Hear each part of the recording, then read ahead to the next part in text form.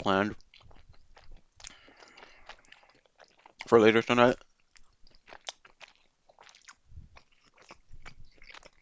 Mm. But the thing is,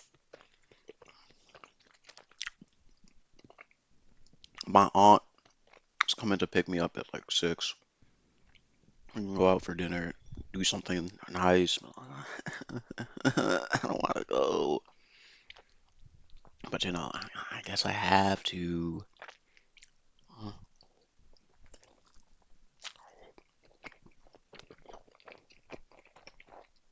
So we're only really going to be playing for like an hour today. Mm. I just realized I don't even have music playing. Damn.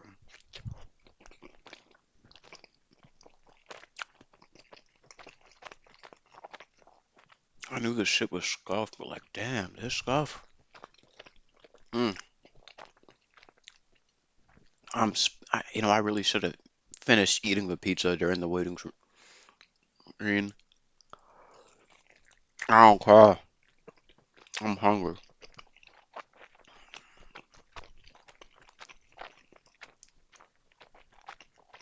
Mm. Mm.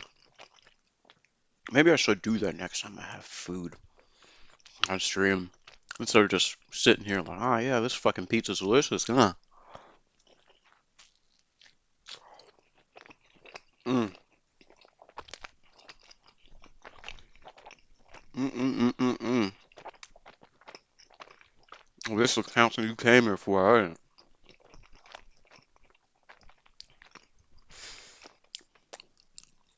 Mm. Mm mm mm. What's the point, to be honest? I'm kidding. I'm kidding. Hey, as you may not already know, it's my birthday.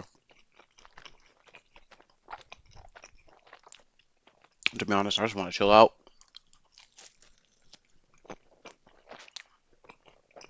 Mm. Just fuck around and do nothing really. Yeah, I just want to slice down. Mm. God, I gotta move my headset. That's what's going on. Okay. Hold on. Damn it. Ah, man. Hold on. Move it this way. Under. Okay, good. That's what we call cable management. God, I wish you could see. Alright, I also got some juice here. Some passion fruit juice. You may be wondering, oh my god, wow, tomorrow's your birthday. What have you been doing? Fuck all. Excuse me, I had to take a sip. Uh, oh my god, I really should put fucking music on. Hold on. Anyways, I really haven't done much. Oh yeah. I really hope this song doesn't get my stream taken down instantly. That would actually suck. Ah, honestly though, oh god. Honestly, I just can't wait for today to be over, just so I don't have to think about it being my birthday for so long. You know what I mean? Like, it's almost kind of stressful in a way. I don't know how to explain it really, but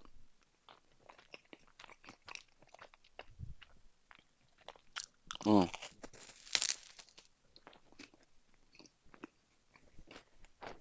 mm. Damn it, Mariana sauce is fucking good. Uh, oh, uh, I did watch a bit of anime. Actually, I said this on stream before. I think on test stream before, but uh,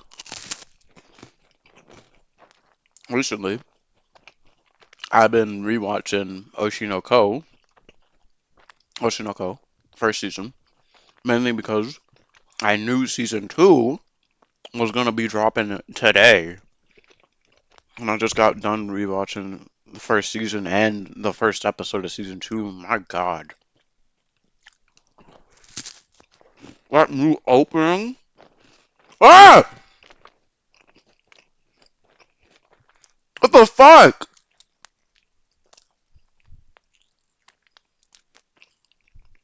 Hello, Shuichi. Happy birthday! Thank you. Happy birthday. Uh, the stream isn't gonna be too long, mainly because my aunt's coming to pick me up in like 2 hours. But if I'm not back home too late, I'll be streaming after that.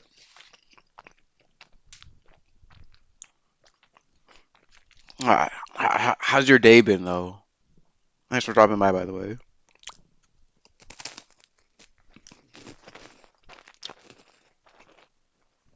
God, I really hope this song doesn't get my stream like fucking beamed from above. They've been good, thank you. That's good to hear.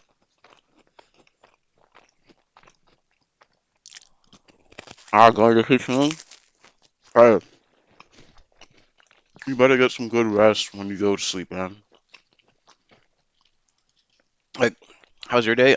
Dude, honestly, I was so ready to wake up, go on Twitter, and see five of my mutuals tweet "Happy Birthday Ryuji Sakamoto" before I saw a single "Happy Birthday Jamar." And you want to know something crazy? Hasn't fucking happened yet. I'm winning. I'm winning this year. Happy birthday, Ryuji. Exactly. Happy birthday, Ryuji. Happy birthday, Nami One Piece. What a day to be born, huh?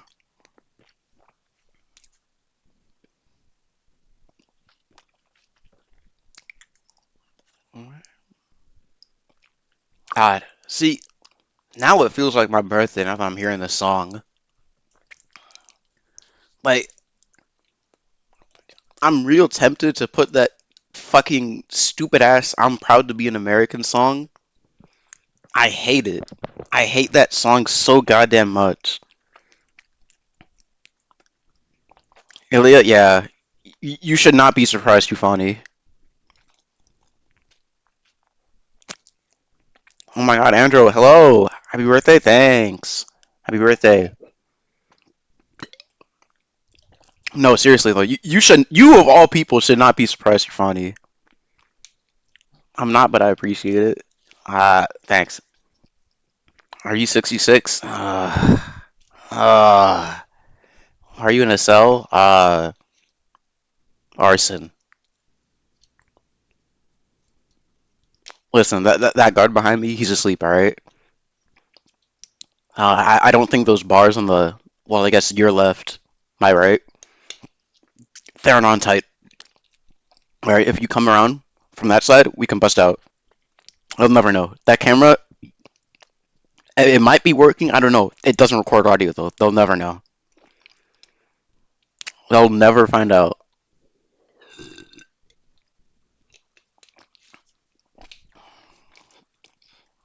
Sorry, not in the US right now? Exactly. You know what? I appreciate the sentiment. You look at the Ace Attorney defendant. You know, funny story. This actually just straight up is. Hold on, where is it? This just straight up is the original sprite from Ace Attorney. Like, I literally just went on Spider's resource, looked for Ace Attorney backgrounds, and found a big ass fucking file. Like, hold on, how big is it actually? I still have it in my downloads, I think. Like, how big? Oh my god. 10,652 by 12,925 PNG sprite sheet of all the backgrounds from Ace Attorney. Alright, is the song gonna repeat? Alright, there we go. Yeah, yeah. And it's crazy that each of these exactly like turns out to be like 1080. So that made my life easier. I might use some of the other ones in another stream. Don't worry, they'll give you cake soon for dinner, and in that cake I left an assortment of tools. Oh my God. Thank you. I didn't know you knew my aunt, but thanks. Thanks, Fanny.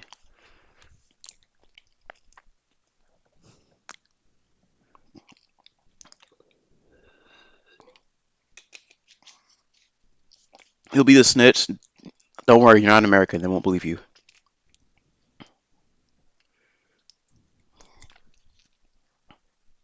Everything will go fine. Uh, what even was the plan? I was gonna like, I don't know, maybe play Cold Steel 3 for an hour, and then say, okay guys, bye, my aunt's here. And then come back like 3 hours later and be like, okay guys, now we can stream for real. I don't know. America number one. Ah, yeah, sure, yeah. True, yeah. Yep. America number one. See, look at that flag. USA. Fuck.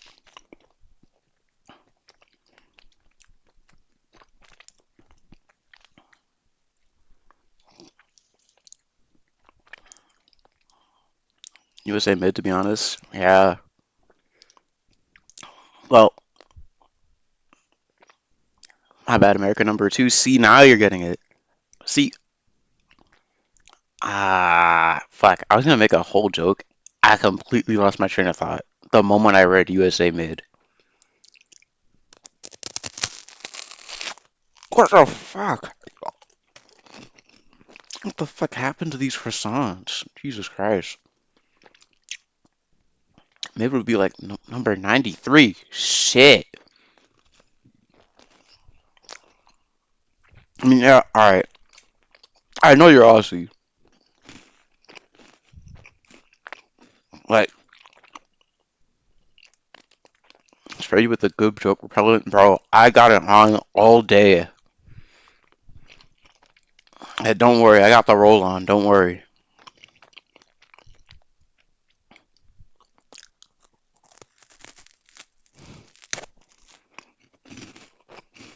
Mm. I'm real tempted to just change the song, but honestly, I could just listen to the song all day.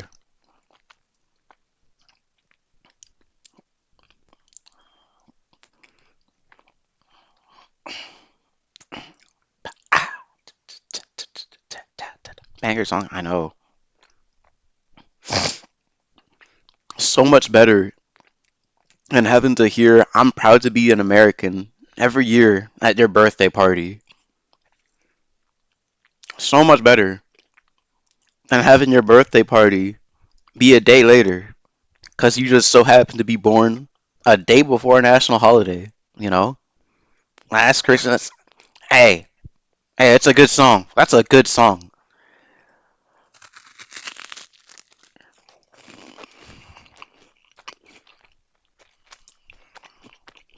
Like the very next day, you gave it away. Like, come on, it's such a good song. I don't want to hear any last Christmas slander in my chart ever. Happy birthday, thanks. Oh my God, Damar, hey, W Stream, thanks. At least you weren't born on Christmas Eve. True. Like my whole life, I went thinking, you're born on Christmas Eve. Surely you get double the presents. No, that's an excuse for you to get half. They say, oh, why the fuck you gonna spend money on your birthday present and your Christmas present? You get one, and that's both. Shit, this must be rough out here. Happy birthday, thanks.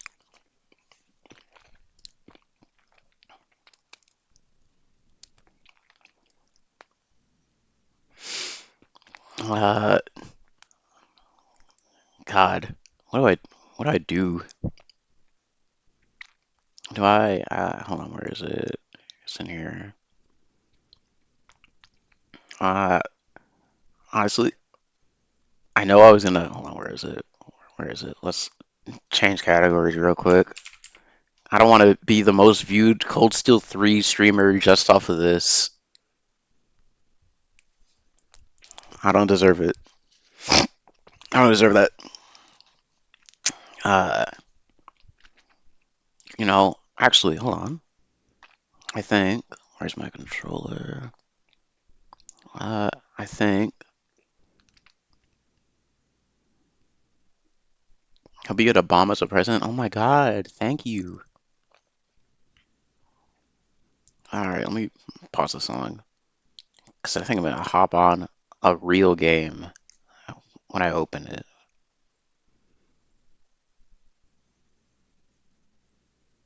Uh,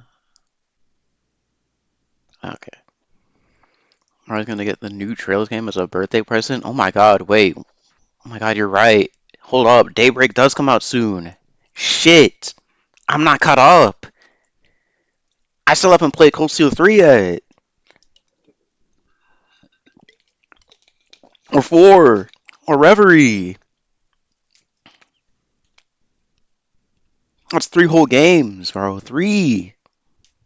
I'm not getting, who am I kidding? I'm getting spoiled left and right on Twitter just for existing.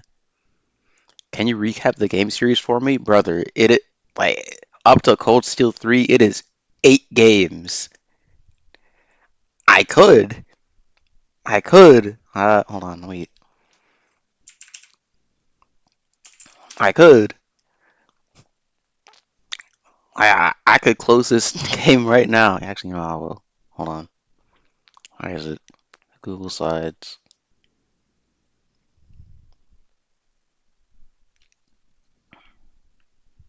Give me a second.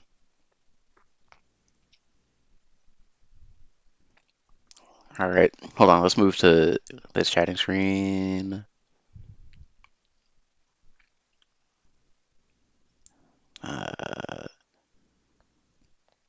now I gotta put music back on. Thanks. There. Okay. And here. Oh my, you escaped? Yeah. Oh God.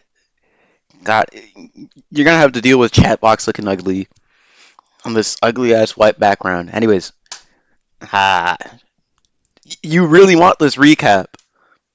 You really want this recap, huh? Not the PowerPoint. I haven't rehearsed it at all. I'll just be frank. Like I have not rehearsed the PowerPoint because all right. Ooh, W recap. I haven't even started yet. Chill out. Let me change the stream title.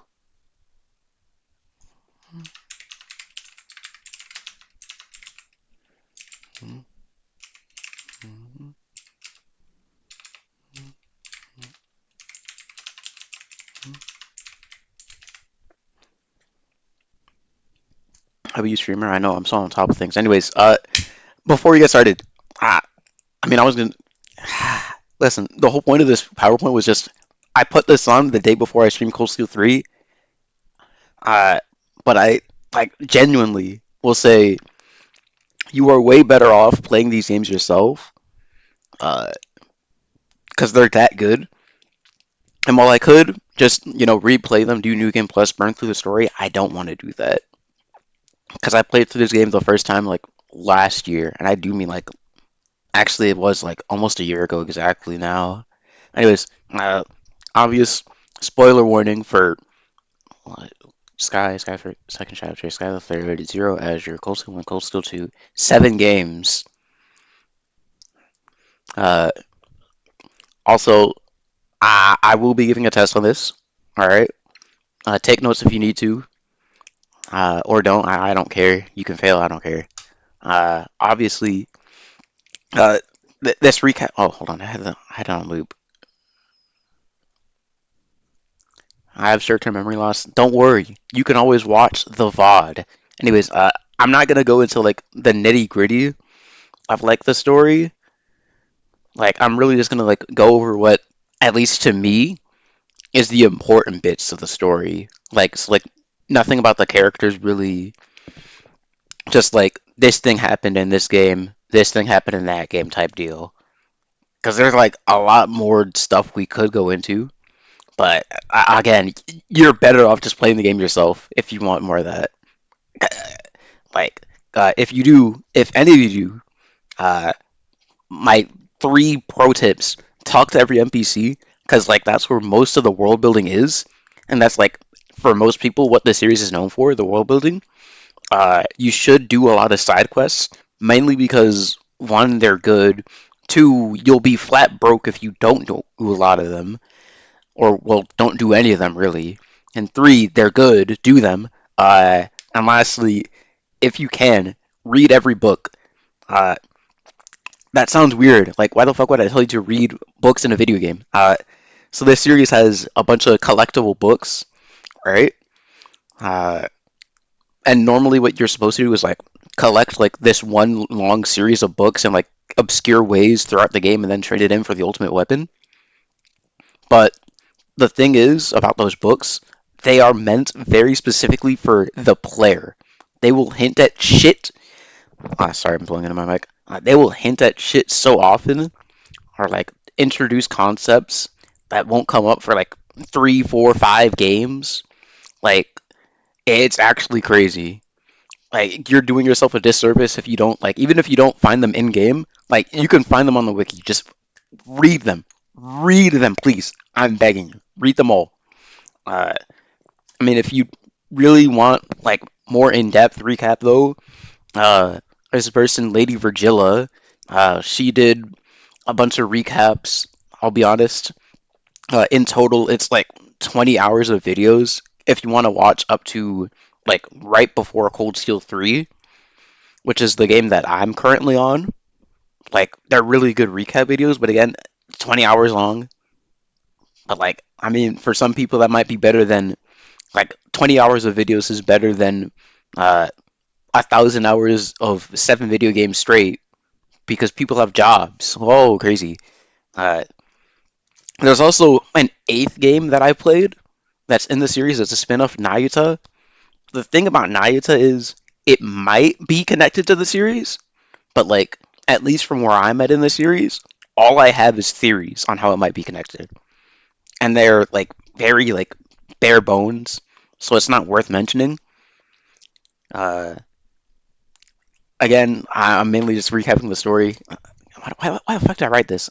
Gameplay. You might be thinking, oh wow, this series is all about game story. The gameplay must suck. The gameplay is really fucking good. All right, gameplay is really fucking good. There's a lot to offer if you want that. I'm not talking about that though. I'm not lying about the test though. I just want you to know. I haven't made it yet, but I'm not lying about it. Anyways, hold on. Let me bring out the whiteboard. This is a map of the continent the series takes place on. It's called Zemuria. Don't worry, I didn't start yet. Uh, it's called Zemuria. It's a really big continent. Now, it looks like your neighborhood. Like, listen, I want to show you this so you can get a grasp of how big this world is. The first game, or actually the first two games, takes place just here in this small little corner, and then the next, or I guess the first three really take place here, and then the next two take place right here in this small little area. And then Cold Steel 1 and 2 takes place. Here's Heimdall. Here. Like this area. That's how much of the map. That's how much of the map is covered in the total of like 7 games, if that makes sense. Uh, it's a really big continent. Obviously, we don't know much about this area or this area. Uh, Anything really past here, not that important. Don't worry about it. Future game stuff. There are some important things to know before we start talking about the games, though. Like, I won't call this spoilers, but like, since this is stuff that's like either explained like right at the start of the game or like uh, maybe in like a backstory menu or like in the books in the library. Like those do a lot of helping to like catch you up. Some important concepts. Uh, so there's this thing called the Great Collapse. About 1,200 years before the start of the series, there was a super advanced civilization. They had a lot of crazy fuck tech. And at some point, it all just went to shit. We don't know why, we don't know how or what the fuck happened, but like, it all just crumbled to shit. Yeah, just like real life. Yeah, just like real life. The point is, like, for like centuries, basically, their technology was like lost. Like some of it still worked, but like no one know how to like use it properly or anything. Uh, and like after the Great Collapse, though, like a bit like I want to say like 500 or so years afterward, something was founded called the Septian Church. This is the major religion in this series. Most people in universe follow it. They worship a goddess of this guy named Adios or Eidos in the Japanese version, but that's the name of a different game company because I couldn't use that in the English version. Anyways, sometime after the Great Collapse, this church kind of like just started spreading like fucking wildfire and bringing order to the land. I should mention that Adios was very much real. Like I'm being dead serious, by the way. Adios was very much real and around during like the era before the Great Collapse. I'll get to more of that bits later. The Septian Church also founded the Septian calendar, which is how we know how long it's been since, like, which starts like pretty much right after the Great Collapse. So like the year the first game takes place in is, I believe, Septian calendar or year 1203. Pretty important. Pretty important. Uh, then about 50 years before that, so like about Septian calendar year 1150, around that time, uh, an archaeologist uh, named, I don't remember his first initial, but his name was Epstein. An archaeologist was like digging around like stuff that the older society he left behind and figured out what powered. Yeah, shut up. Shut the fuck up. I know. I know. Different Epstein, all right? Different Epstein. Different Epstein. Anyways, yes, Epstein, Epstein. What? All right. He was this one. This one was a good person. All right. He found out what powered their technology. Turns out there's this stuff uh, that has kind of always been around. It's called. Actually, I might have it on the. Fuck. It's it's called Sepith, or I guess Septium, right? And it can be refined. No island, no island, thankfully. It can be refined into quartz, basically, and those quartz give off like orbital energy, and it's basically like it base. It's like magical energy type shit. Uh, Very renewable, easy to use, no whatchamacallit, no pollution whatsoever. So basically, the discovery of that type of energy kicked off what was essentially like their universe's version of the Industrial Revolution, right? And the thing is, uh, it's been going on for about 50 years. They have progressed to the rate of where, in just 50 years, they have airships, they have fucking cars, they have like computers. They're making like what's essentially the in universal equivalent of the internet, right? And a lot of that is founded through the Epstein Foundation, which was founded after Epstein died with his disciples. I know, shut the fuck up. Uh, the point is, the Epstein Foundation's core goal was to go around and like spread the news of orbital technology across the land, since there's a lot of places that are very rural, very, very, very rural, and don't have access to this kind of stuff. And it even got to the point where teaching of like orbital technology and orbits was distributed by the church, which, oh my God, I completely forgot to mention. In universe, there is no like regular school system. Most of that is handled by the church in what's known as Sunday school, which doesn't always take place on Sunday. Basically, like that's how they get their education. Like they meet up at church once a week with different kids of different age groups. Unless they're in like a more rural area, then they'll like come by like once a month or so. The point is, they get that kind of education until they're like 16, I believe. So that's important to remember. Anyways, another thing that was kind of branched off from the Epstein Foundation, but not really, the Bracer Guild. In the first two games, you're going to be playing as members of this guild. The Bracer Guild is basically like, well, a guild of people that kind of just help around doing odd jobs. Uh, like, help me find my lost kitty, or escort me through this area so I don't get mobbed by monsters type shit. I should mention, Bracers are not affiliated with the government. This is a very important tidbit. Because they run across the entire continent basically.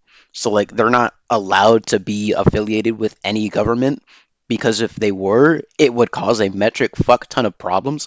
Okay, interrupt, please. Interrupt. What's going on? What's going on? Uh, I should move my mic though.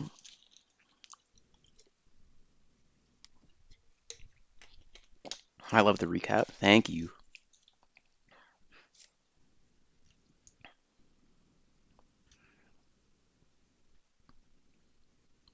I'm locked in. I'm gonna win the quiz. You might. Yeah, that's okay. Thank you. Uh, anyways, bracers, they're very important. All right. It would cause a metric fuck ton of problems if like the Bracer Guild was like affiliated with like country A and they were like messing with country B. Like there would be a war like immediately. So that's not good. Another thing, like I'm gonna say this again. The books are very fucking important.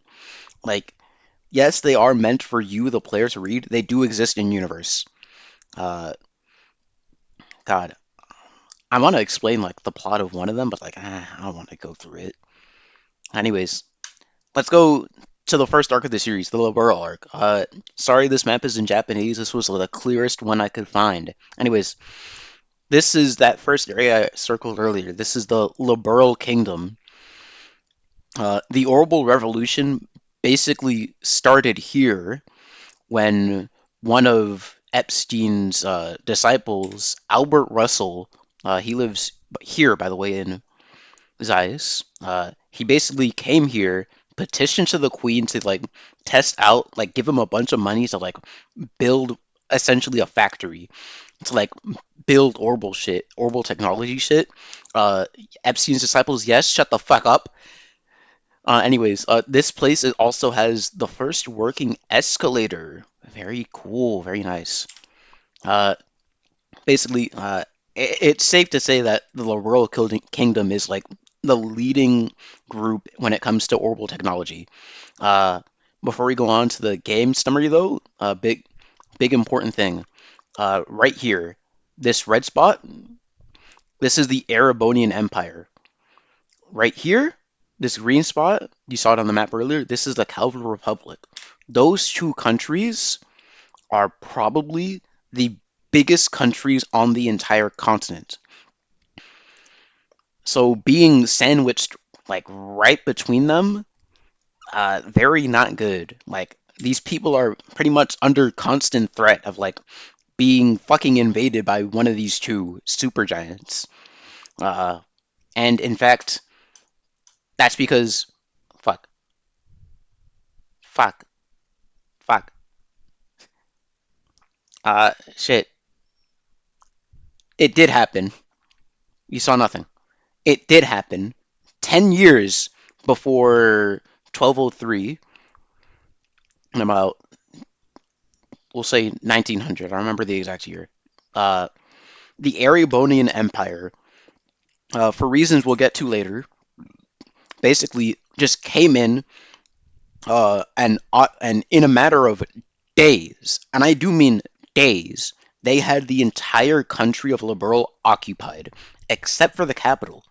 except for the capital. Uh, and they were able to like fend them off and like after 100 days, gain back their independence, whatever, you know. But it's very important to note that these wounds are still very fresh. I mean, like very fresh in these people's eyes. Like a lot of people died. A lot of people are like extremely prejudiced in Liberl against Erebonians. Like they don't see them that often because again, like the last time most of them came here, they fucking invaded. You know, that's not cool. Anyways, this game follows two adopted siblings, Estelle and Joshua, after 5 years at the first cutscene is like 5 years after the Hundred Days War, where Estelle's father. Oh, hold on. Uh, bot. Uh, bot. Fucking hell, man. Where's the ban button? Hold on. I'll get him. Ban. Yeah, get that ass ban, bitch ass motherfucker.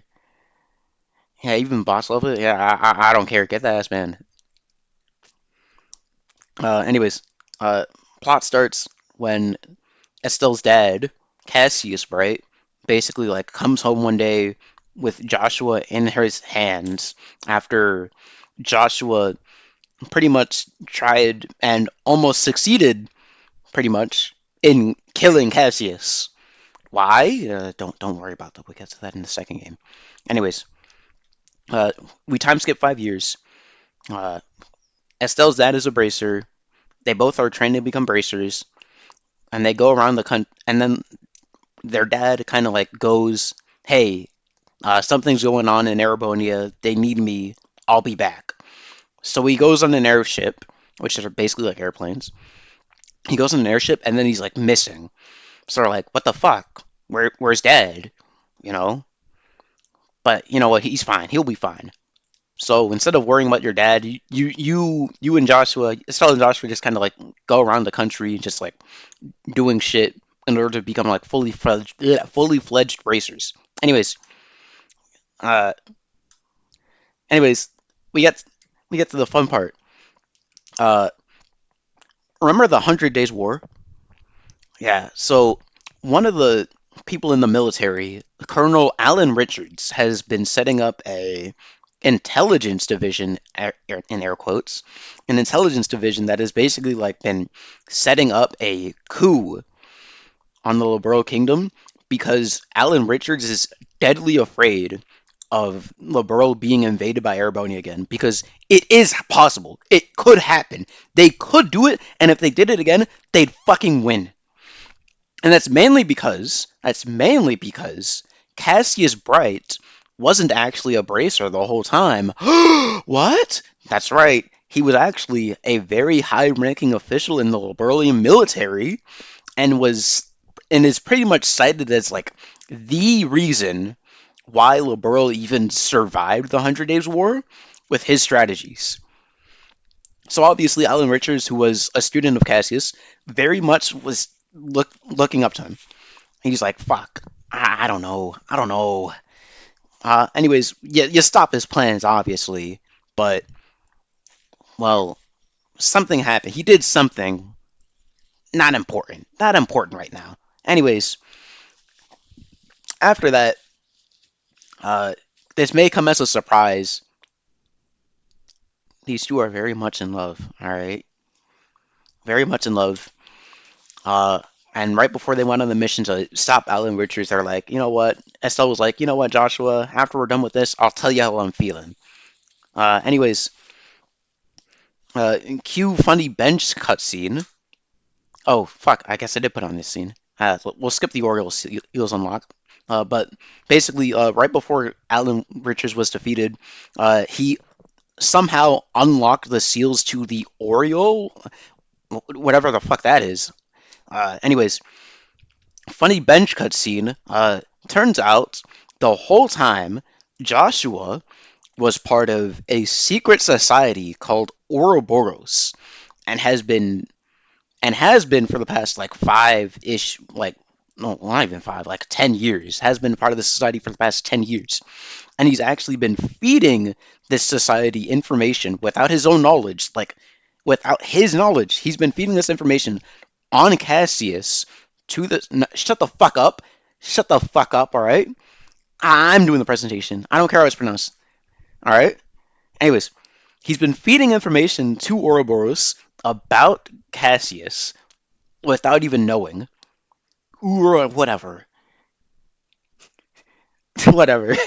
Anyways, and he's actually their enforcer number 13, the Black Fang.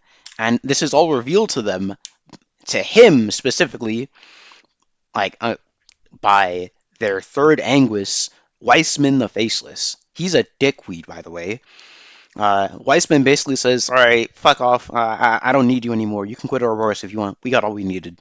And Joshua, he's all sad boy mode. Like he's like genuinely sad boy mode. Like holy shit, I've been feeding these people information about my adoptive father for the past 5 years without myself ever knowing once. That's kind of fucked. And also, his memories of his time in Ouroboros were erased while he was like undercover in air quotes. It's like he's just flashing back to these memories now. Uh, so he tells Estelle about some of this stuff, and then he's like, he kisses her and slips a fucking sleeping agent in her, and then jumps off the roof of the fucking castle. And then the game ends. Isn't that fun? Isn't that fun? Anyways, we go to the part two. Trails in Sky second chapter. Picks up a day afterwards. Like literally a day afterwards. Where Estelle is very much heartbroken that her new boyfriend just kind of fucking left and is nowhere to be found. Anyways, but that shit doesn't matter. The point is, Ouroboros is here. They got a bunch of enforcers doing weird fuck shit. Who knows? Who knows what the hell they're planning? They're talking about some gospel plan. Alright? Anyways, we'll get to the gospel plan later.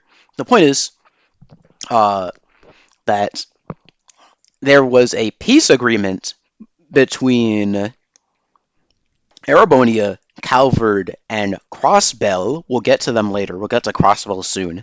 The point is, Erebonia and Calvard are pretty much like fighting over Crossbell, and shit's getting tense. So the Queen of Liberl is like, all right, you guys got to play nice. So they signed a peace agreement. This is very important. This peace agreement is very important. It will come up later. Uh, we learn, actually, you know what? I'll explain a bit of gospel plan. So remember those Orioles, that Oriole I talked about earlier? Turns out the Gospels are basically like batteries for this Oriole. And like Ouroboros enforcers are basically like doing a bunch of shit all over Liberl, like just to like make sure like the Gospels are working so that they can get their hands on the Oriole, whatever it is. Anyways, we learn about the Hamil incident. This is gonna come up very, very, very. This is gonna come up a lot in Cold Steel. The point is, uh, right before the 100 Days War, there was a village in the south of Erebonia called Hamil. Remember Weissman the Faceless? Yeah. So that guy, he sent a bunch of his goons to Hamil, dressed up as Liberlian soldiers, using Liberlian guns and whatnot. Burned the whole village to the ground. And you're not gonna believe this. Joshua, and also this guy, and also this guy's girlfriend, who is Joshua's older sister, are all from Hamel. Are all from Hamel. The whole village burned to the ground. There are only, well, I guess 3 survivors. We don't meet one of them until later, but there were only 3 survivors. Joshua, this guy, and some other guy we'll meet later. Joshua's sister did not survive. Uh, and the thing is, Erebonian higher ups found out, or no, actually, I should mention, Weissman's goons were actually Erebonian soldiers dressed up as Liberlian ones. And Erebonian higher ups knew that. They found out, and they're like, fuck. Well, we got to do something. And they invaded the borough. That's right. That's right. Weissman the Faceless was the cause of the 100 Days War. Woo! Anyways, enforcers. Hmm. We'll get to them when I talk more about Ouroboros. But they're cool people. They're evil, but they're cool. You know, they get to do whatever the fuck they want, and they're cool. Anyways, remember that ancient society I was talking about? Uh, it turns out they had sealed an entire floating city in another dimension. Don't worry about that. This floating city is called the Liber Arc. If you notice, Liber Arc kind of sounds like liberal. Turns out the person who carried out the plan to seal it in another dimension was actually the ancestor of the first Liberalian royalty. Don't worry about that. Anyways, the shutdown phenomenon, which is something that you actually see happen a bit in the first game. I didn't have much time to explain there, though. It happens with these gospels. These gospels, there's big black orbments, right? And what they do is they basically like shut down any type of orbital technology in its area, right? The thing is, though, Liber Arc is basically powered by these gospels. So what it did is it shut down pretty much every single orbit in Liberl, as well as every orbit a bit on the south border of Erebonia. So Erebonia is like, what the fuck is going on? What the fuck is that big floating thing in the sky? What the fuck? Huh? Huh? And they're literally getting ready to invade, right? Obviously, they don't. They don't, thankfully. But a lot of shit goes down on the Liber Arc. Uh, it's too much to explain, but those two bits are the important bit. Let me reset my monitor real quick, though, because it's kind of freaking out. Anyways, there are some other important things, though. Uh, Namely, I guess I'll start with Ouroboros and how they're structured. So Ouroboros is kind of structured like this. There's a few key people I mentioned. Uh, we'll start like this. All right. So here, right here's the Grandmaster. The Grandmaster, she's basically like the person who says like everything I says goes in Ouroboros, right? Pretty cool. Then underneath her are the Anguis. The Anguis pretty much have to do what she says, but they're mostly free to do it in what way she wants. The point is, they're very important, powerful people. We already met one of them, Weissman. The Faceless was the third one. He's dead, don't worry. He just died, actually, at the end of the second chapter. Excuse me, let me take a sip. And then underneath them are these enforcers, the thing that Joshua used to be. He quit after this game, obviously, because he doesn't rock with them. Enforcers are guaranteed pretty much complete freedom. They can literally do whatever the fuck they want. Like, obviously, they are obligated to at least kind of help out the society's plans, but otherwise, they're free to do whatever the fuck they want. There are also a bunch of like foot soldiers underneath them, and they don't matter. They're worthless. Uh, Next up, I guess we'll go here. The Congregation for the Sacraments. Now, if y'all remember, we talked about the Septian Church earlier.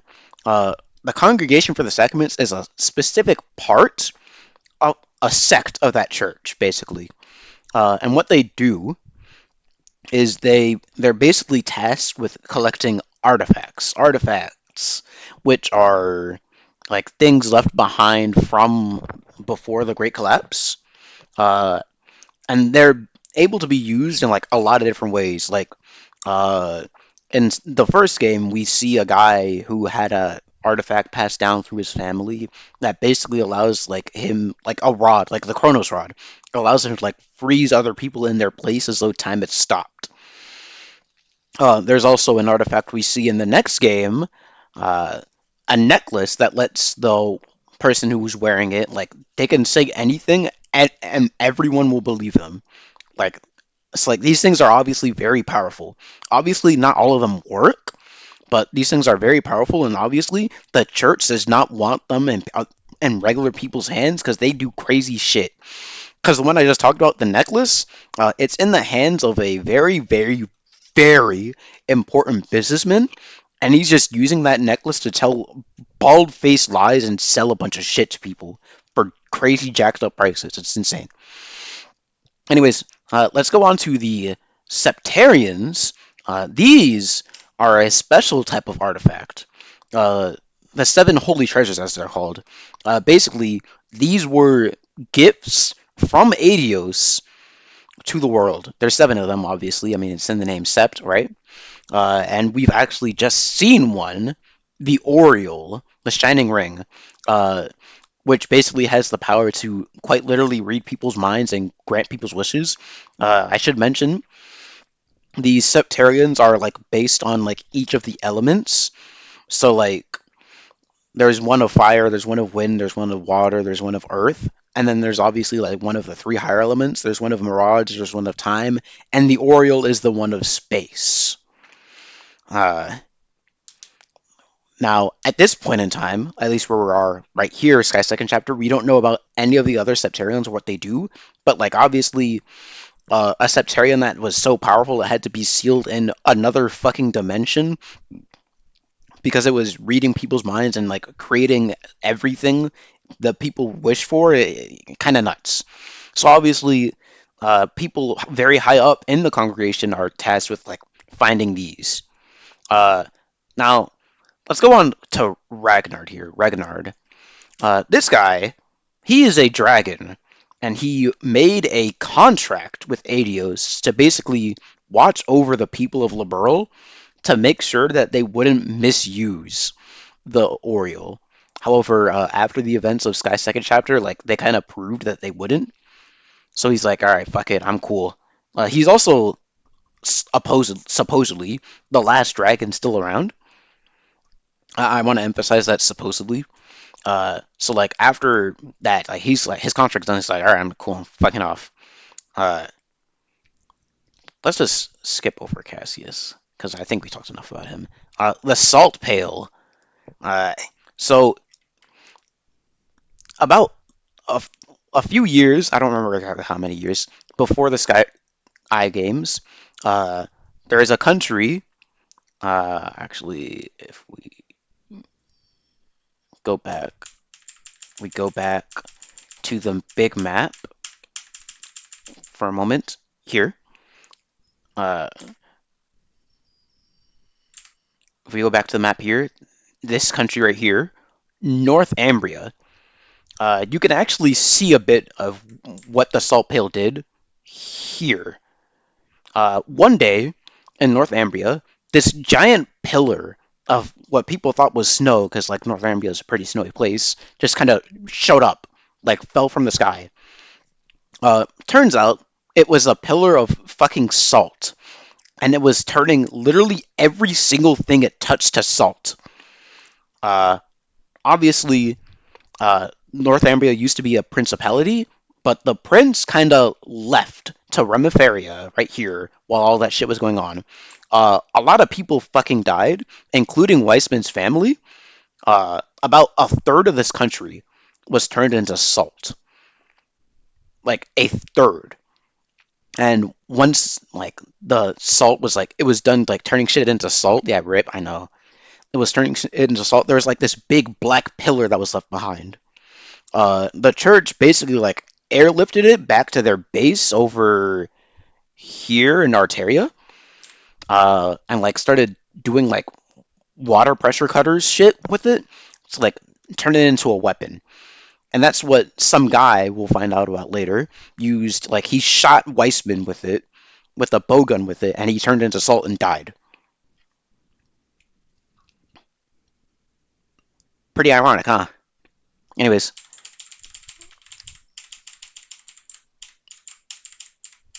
anyways, uh, remember how in the first game I was talking about like something was going on, like Cassius had to like dip to Erebonia for a bit? Uh, It turns out every single Bracer Guild branch in Erebonia was getting bombed. So they called in a very high ranking Bracer, obviously Cassius Bright, to come in and help out. And he did. He found the people who were doing it, but he did it so well that the Erebonian Intelligence Division has basically like put him on the highest alert. And if Cassius ever steps foot in Erebonia, he will be arrested on sight. So that's pretty cool. I don't know if that'll be relevant yet, but it's good to know what he was up to. Anyways, let's go to my personal favorite game. I'm not going to talk much about the story because this game is like really short, but there are a bunch of important things in it. Trails in the Sky the Third.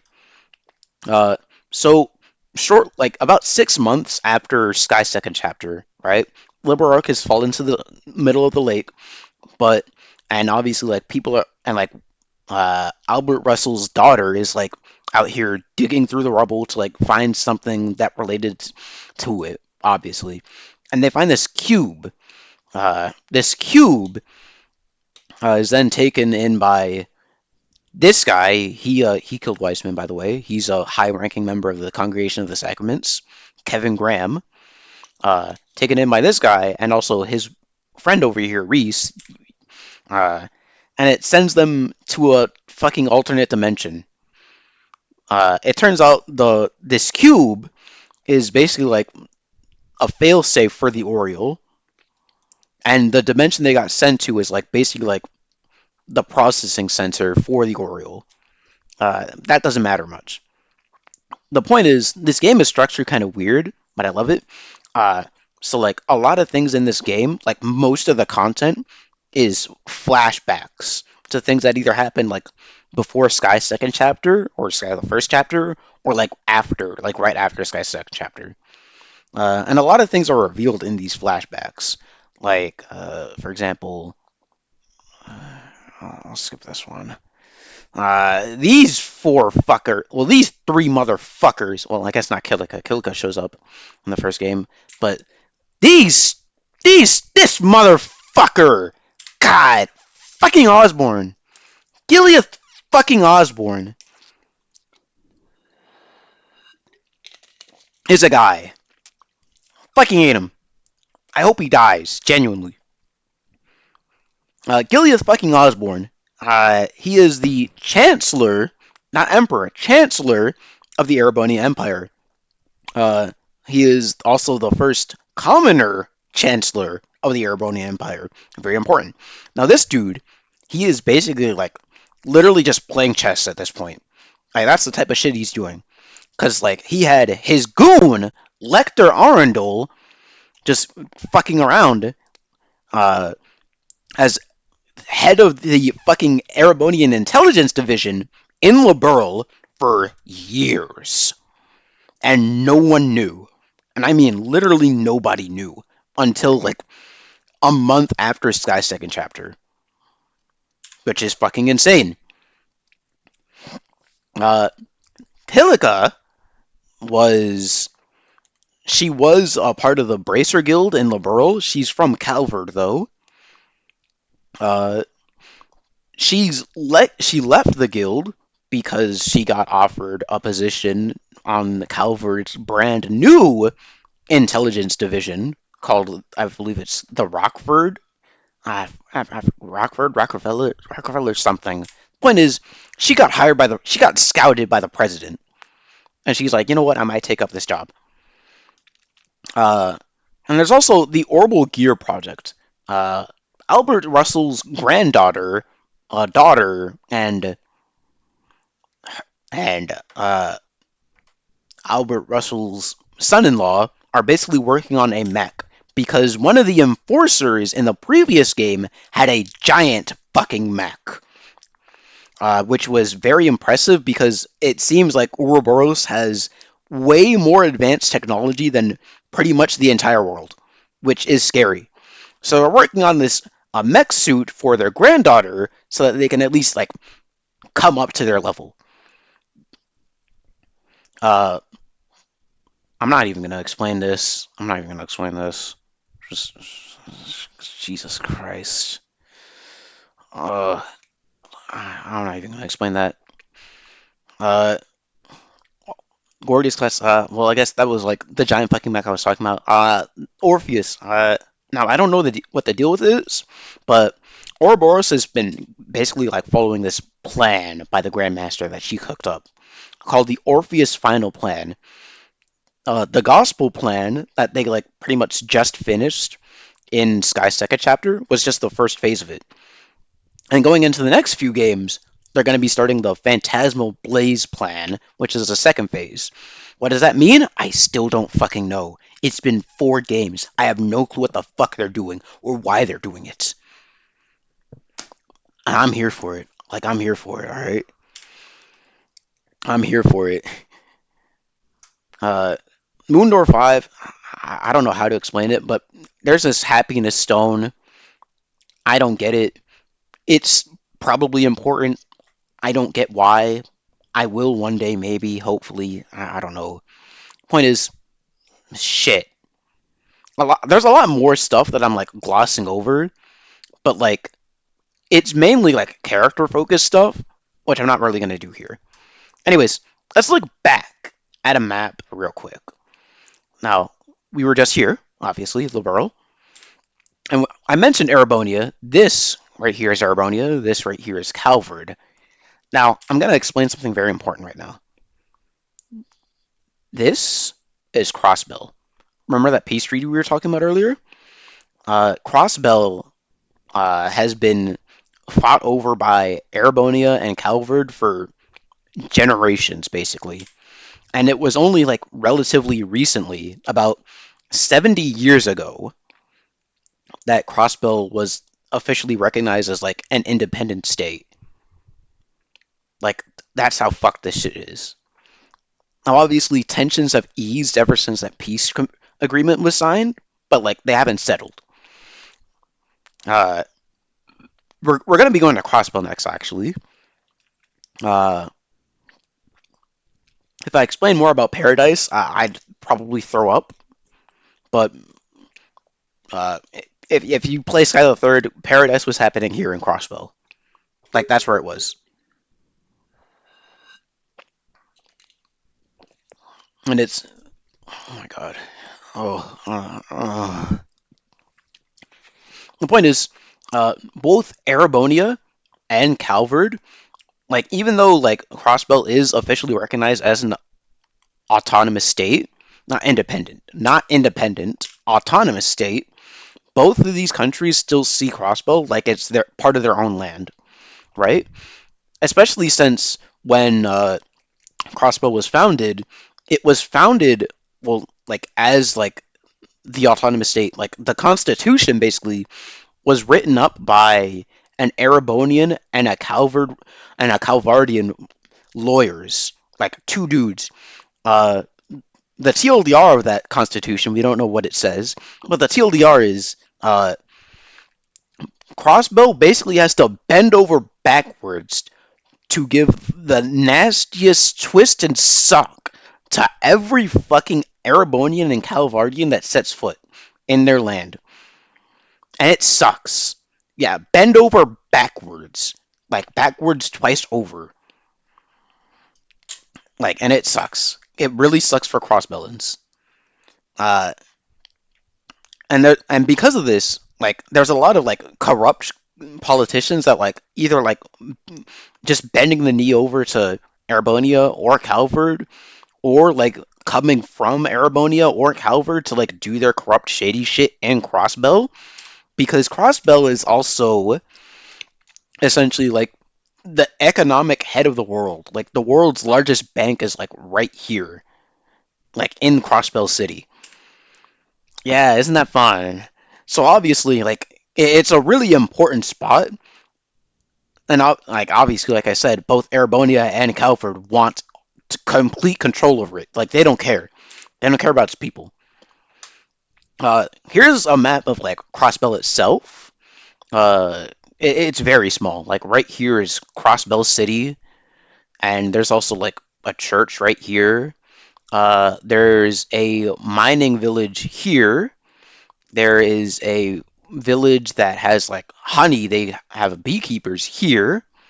Uh, St. Ursula's Medical University, which is like basically a hospital, is right here. And here is basically Disneyland. Uh, I should mention, Crossbell is not legally allowed to have its own military.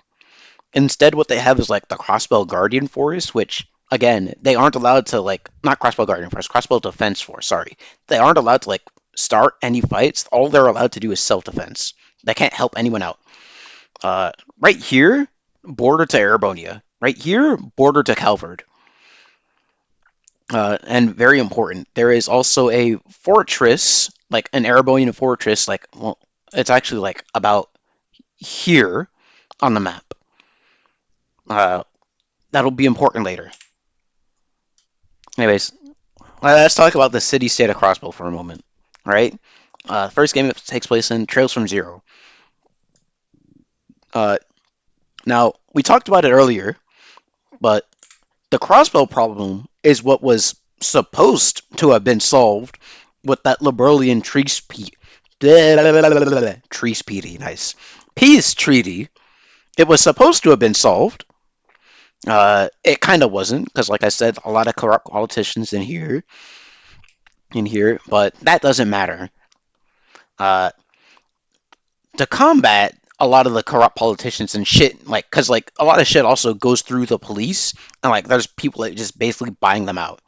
So to combat that, the police department came up with the special support section. That's these four knuckleheads. I love them. Uh, and they're basically given the freedom to mostly whatever the fuck they want, and they're meant to like act as like off-brand bracers, because like the Bracer Guild, they're not affiliated with the government, so they're not really corrupt.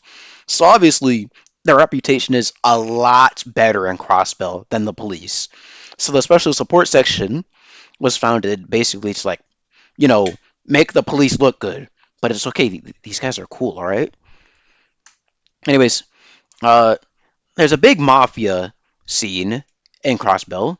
Uh, Obviously, it's corrupt shit. And it eventually gets to the point where the special support section has to infiltrate an auction with, I believe, Crossbell's Speaker of House is there, like just at the auction, like because why not?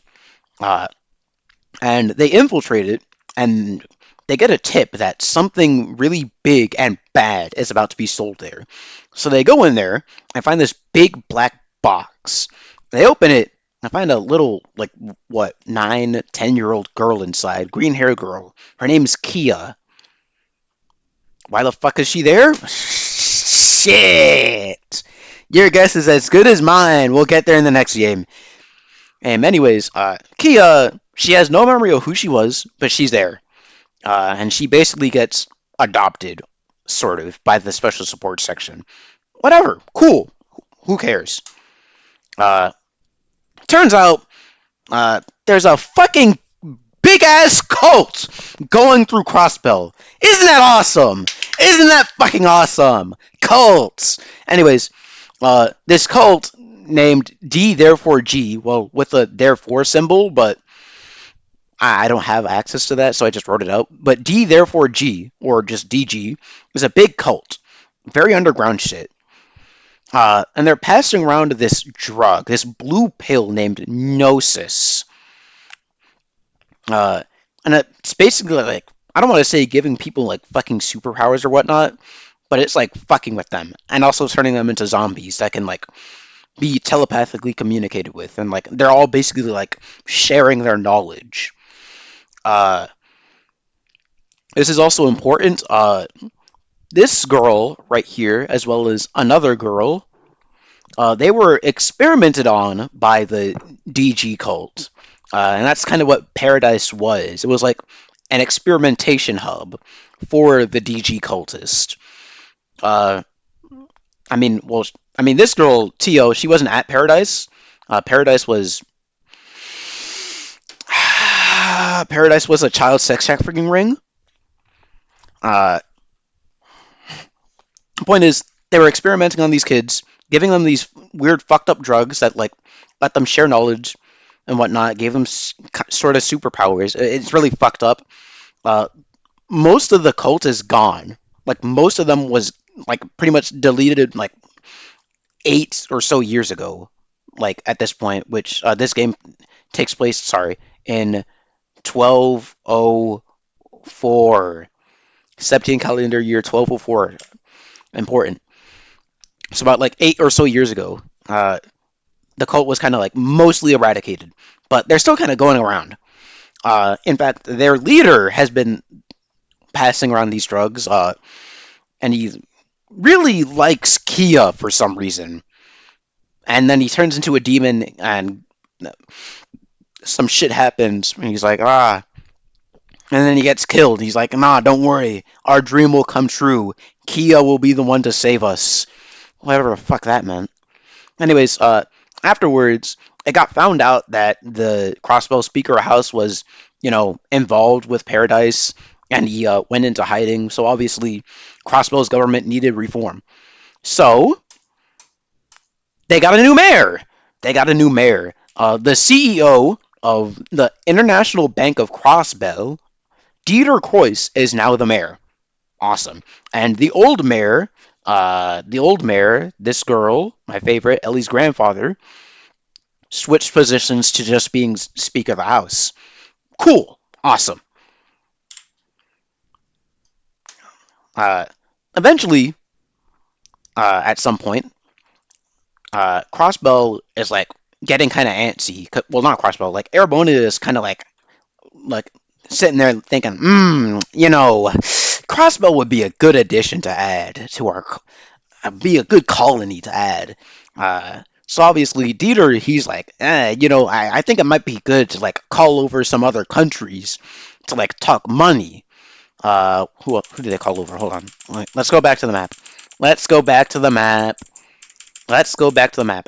They're all called over to Crossbell to meet up at the International Bank of Crossbell. So obviously we got representatives from Liberl, we got representatives from Erebonia, we got representatives from Calvard, we got representatives from Remiferia. Remiferia is important because they're like leaders of the health industry, basically. Like a lot of medical science comes from here, since most medical stuff is beforehand was like mainly like magic done by the church. So obviously, Remiferia is very important.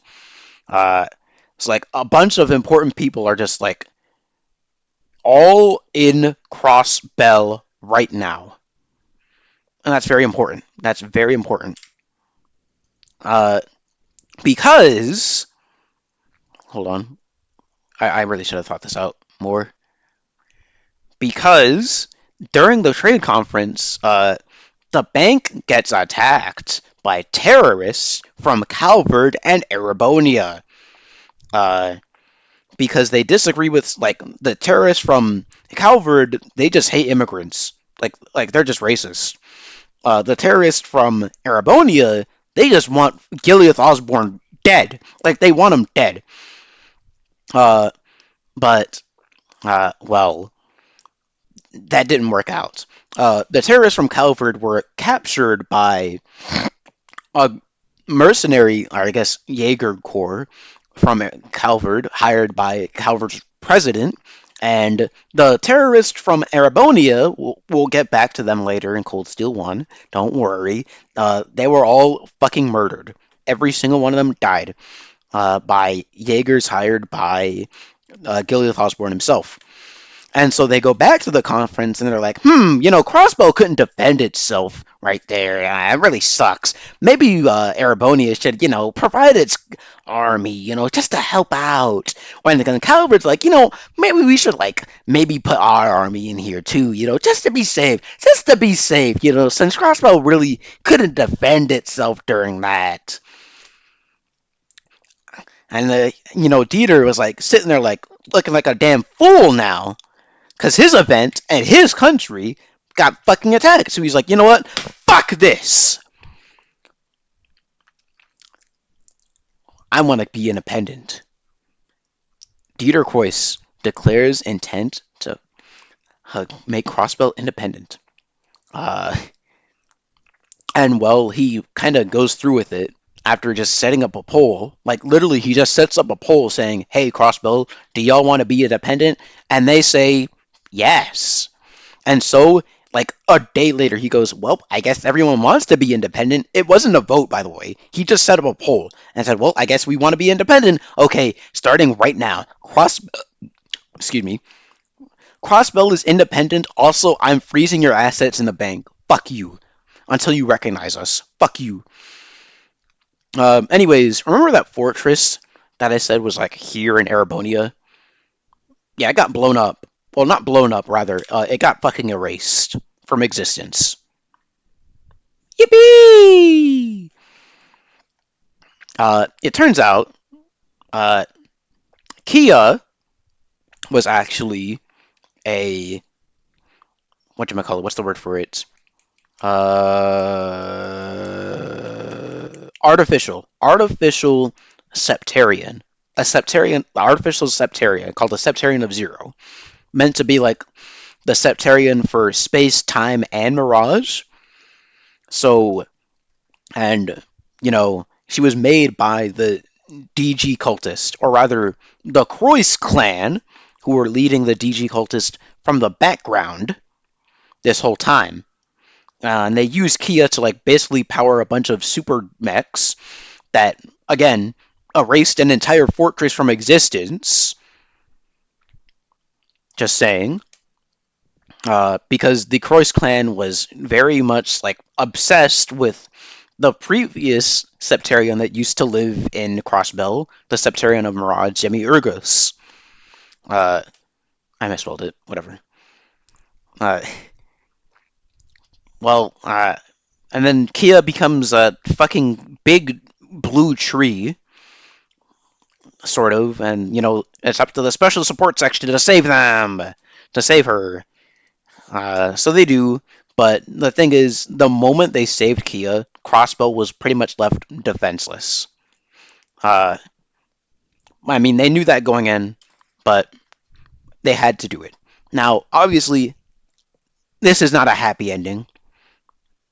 Well, it is, but it's not. But we'll get to that when we get to Cold Steel 2. And that's mainly because, well, I guess I can say this now. Cold Steel 1 and Cold Steel 2 are running basically concurrently to Zero and Azure. Like, Cold Steel 1 starts, like, pretty much right when Zero is about to end. Cold Steel 2 ends, like, well, I mean, the final, like, the chapter that's called Final Chapter or Finale ends right when Azure does. Like, the same day. So that's nice. Obviously, there's some stuff in the credits.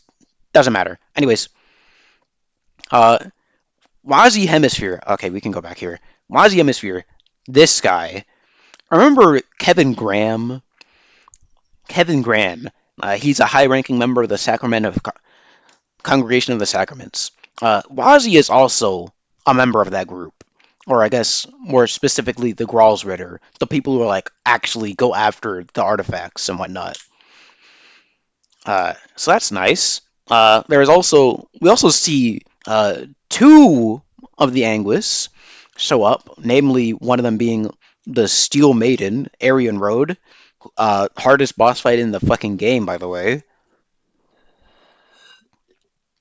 And she's here, and as uh, this girl points out, if you actually beat her, which I haven't because I'm a fraud, she bears a striking resemblance to the Lance Maiden from 250 years ago. What's that got to do with anything? Don't worry. Anyways, uh, the Red Constellation is actually the Jaeger Corps that was hired by. Oh my god, did I really not talk about Kaboom 1? Or Kaboom 2, sorry. The International Bank of Crossbow was also blown up after the trade conference. Whoops. Sorry, forgot to mention that. Anyways, it was blown up by the Red Constellation. Uh, and the old leader of the Red Constellation was this guy's dad. He's dead. Anyways, uh, oh, Chao Li. That guy's a fraud. But Heye was basically like, excuse me, Calvardian group of basically mercenaries, and they hired this girl right here in the background, Risha Mao, uh, because her secret identity is actually the Calvardian assassin Yin. Oh my god! Anyways, Chao Li figures this out and basically like threatens to dox her to Heye if she doesn't like continue working with them. So that's awesome. Uh, uh, Anyways, Zeit, remember I was talking about like how Ragnar was like a dragon and like he was like just chilling out in Laburo like to make sure people didn't fuck about with Oriole. So Zeit, he is a holy dog, also made a contract with Adios to watch over the Septarion of Mirage, but it disappeared like over 1,000 years ago. So Zeit's just kind of just sitting there fucking around twiddling his thumbs doing nothing. But he's cool. He's a cool dog, you know. He can talk, you know. Whatever. Uh, I mentioned how Weissman was the third Anguis. Was because, you know, he died. Uh, there is a new one, namely Dieter Kreuz's daughter, who was kind of the whole reason Kia turned into a tree and did a whole bunch of crazy fuck shit. Whatever. She's the third Anguis now. Does a bunch of alchemy shit. Awesome. There's also a new, potentially new enforcer from the Red Constellation. Ooh, well that doesn't matter. Let's go to Erebonian Empire.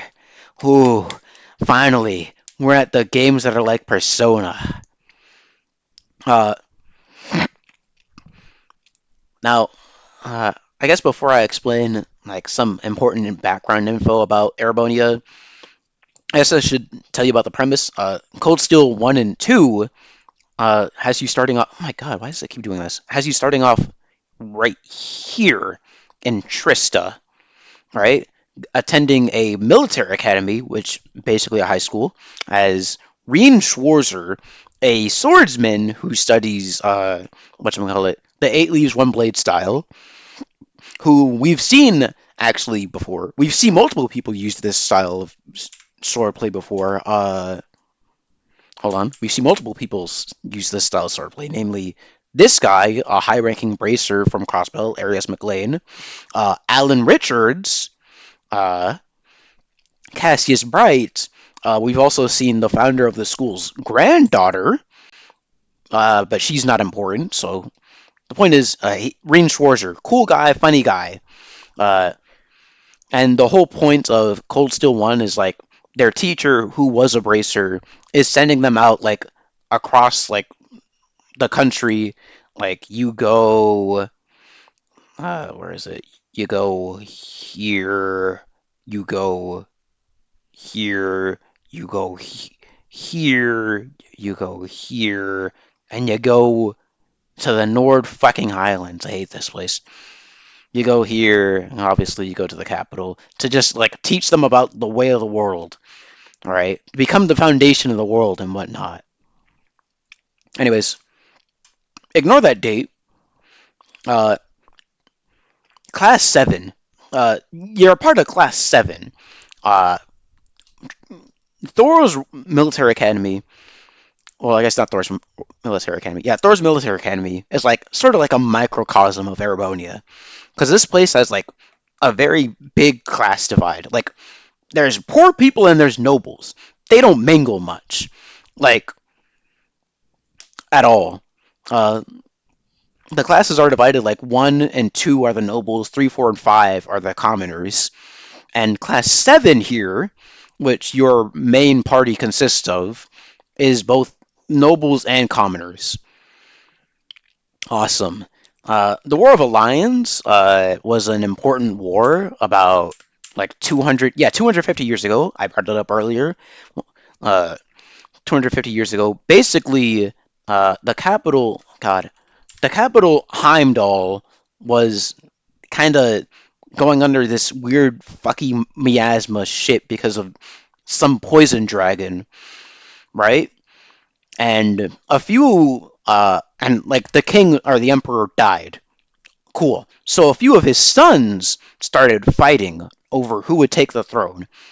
Emperor Dracula, former Emperor Dracula, rather, won it all, and he won it all with help from people of the Nord Highlands, especially. He won it all with people from the Nord Islands and the Lance Maiden from who is from here, Legram.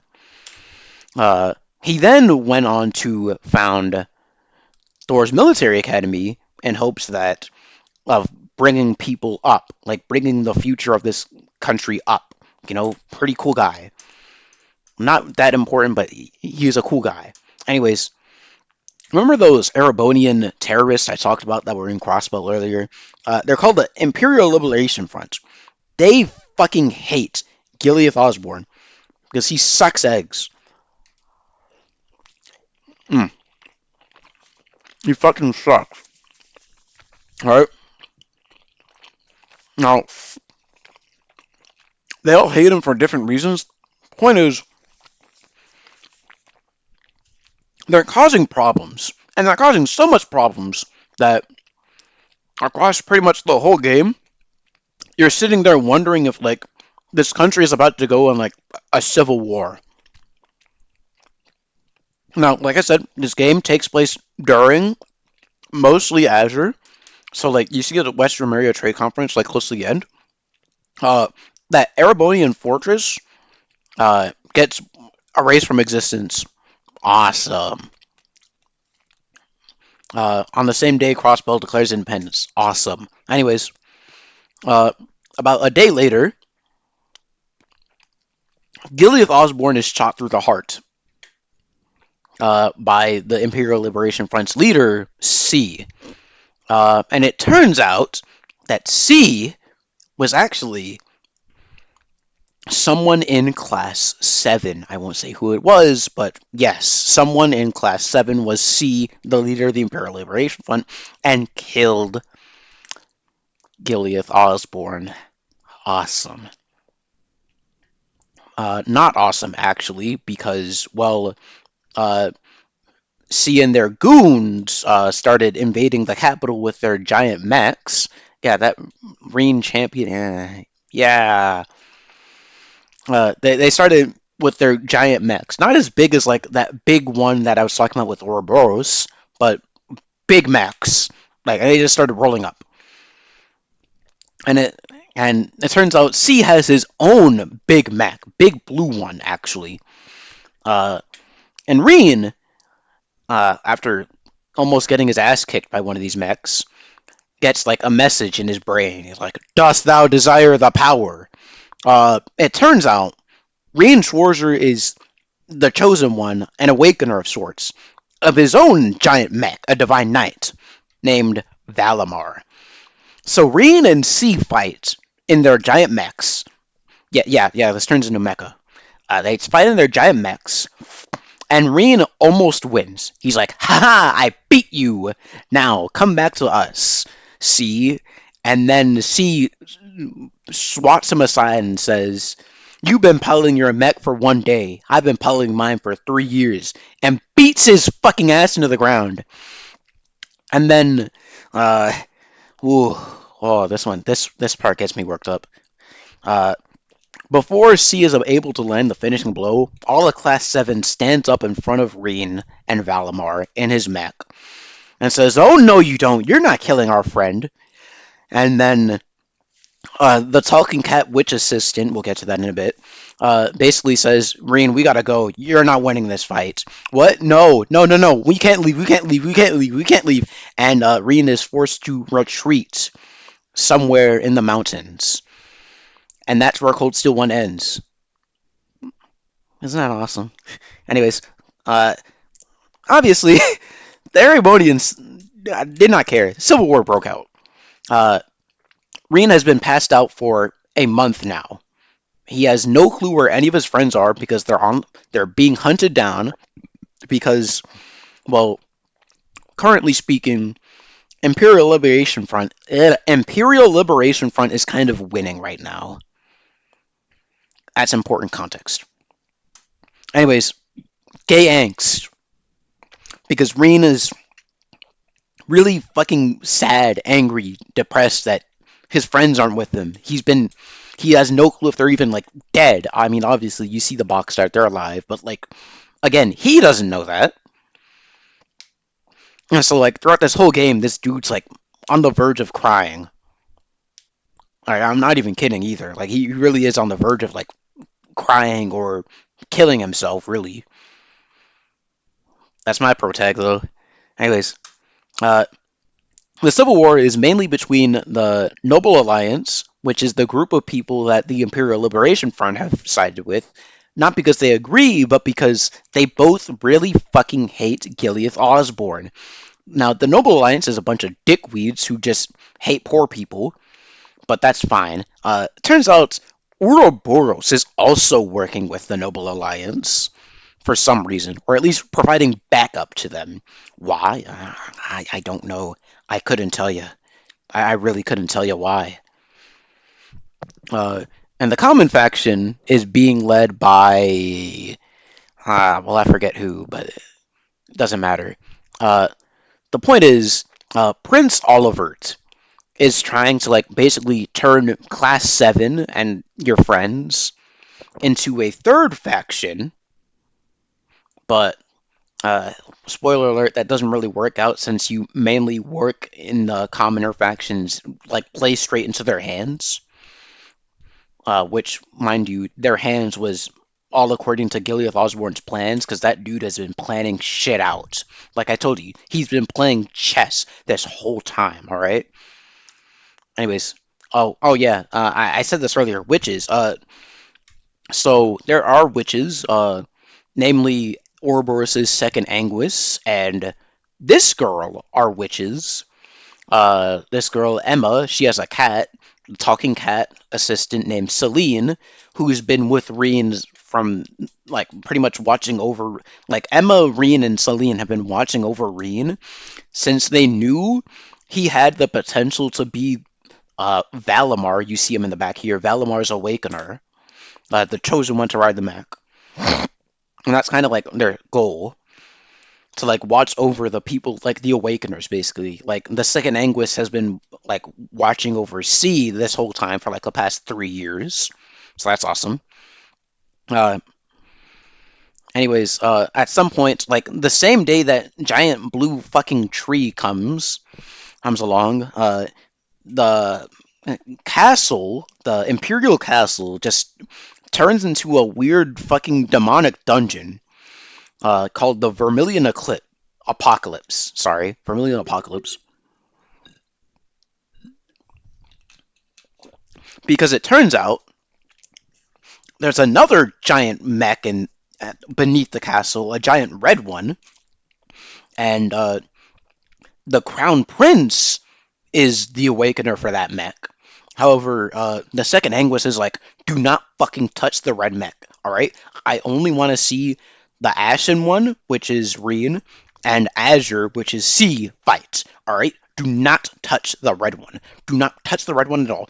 So obviously, the bad guy the second Anguis was working with gets mad that C lost and touches the red one with the Crown Prince, and shit goes down.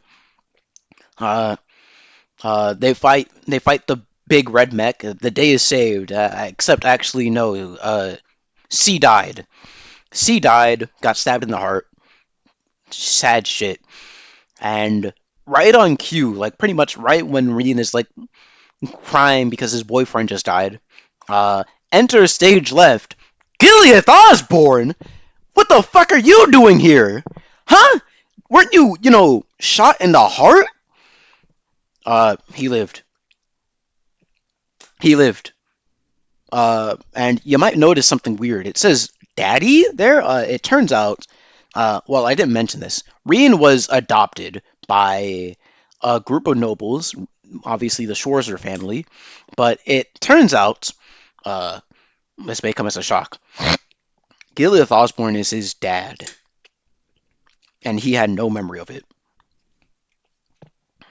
Yeah. This is also the point in time where Gileath Osborne like looks the second Anguish straight in the eye and says, "Fuck you and your phantasmal blaze plan. I'm taking over that shit now. You ain't running the show. Slither back into your fucking hole, you fucking snake." Obviously, he says it with less expletives, but you know, whatever. Anyways, Rean Schwarzer obtains depression because now he is basically like a tool of the government because he can't say no.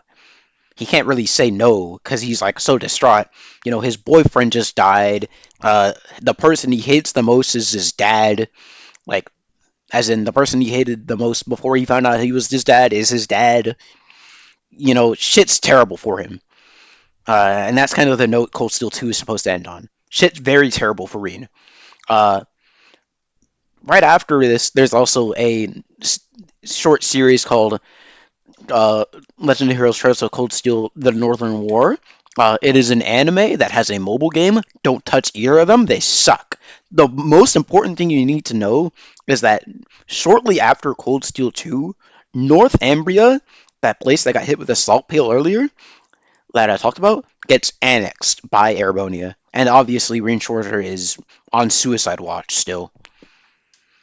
Uh, Now, this is, for the most part, the end of the recap, but there are still some loose threads from Cold Steel 2 that might get answered either in or after Cold Steel 3. Uh, One of the most important ones being the Great Power and the Great One. Now, we don't know exactly what the Great Power is or what the Great One is. What we do know is that those giant mechs, those being Valimar, the blue one, that Valimar Far Ordine, and Testarossa, which is the giant red one that they just fight, are all fragments of the Great Power. And those fragments came to be when two Septarians were just duking it out. I mean, like, duking it out. And the thing is, uh, the awakeners of these giant mechs are destined. I mean, like predestined to just fight over and over and over and over and over and over and over and over and over and over and over. Like they're just destined to fight. And once they're done fighting, no one remembers any of it. Like at all. Like actually, the day after the Vermilion Apocalypse, like the giant red flaming castle from Hell and the capital disappeared, no one remembered what the hell happened. And the black records here that you see here, uh, are a book that automatically records the truth of what happened during these fights. Because again, no one remembers them. Now, this is mainly exclusive. This is a New Game Plus exclusive quest, but uh, this guy, the partitioner, basically asks Reen to pick up these black records, and he says, "Hey, man, if you find these, I'll translate them for you." Awesome. Uh, we'll get more to him later. The point is, we still don't know what the Phantasmal Blaze plan is, but Gilead Osborne has also taken over the Black Workshop, which is where this this girl and this thing and some girl who shares the same last name as her are from. What does that mean? I don't know. Uh, Another thing, uh, the old leader of the Red Constellation and the leader of a different Jaeger Corps, Zephyr, I told you they died, right? Well, the old leader of the Red Constellation, he died in a fight with the Jaeger King, the leader of Zephyr. Rutger Clausel. Now, Rutger was the adoptive father of this girl, an orphan, who was, uh, and like the old members of Zephyr were like basically like, hey, the boss wanted us to like let you leave this life behind and like live a better life in high school with kids your age, but don't worry, we're gonna bring him back.